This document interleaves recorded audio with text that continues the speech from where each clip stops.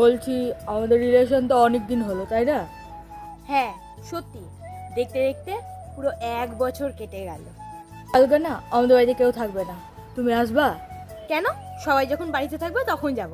সবার সাথে আমাকে আলাপ করিয়ে দিবা। তুমি কি কিছুই বুঝো না? কি বুঝবো?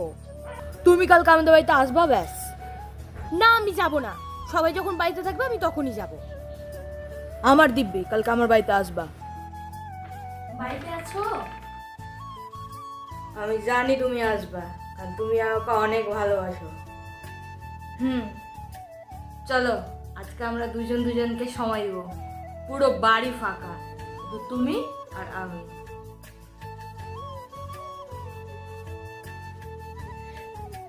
কেমন লাগলো আজ? ধ্যাৎ,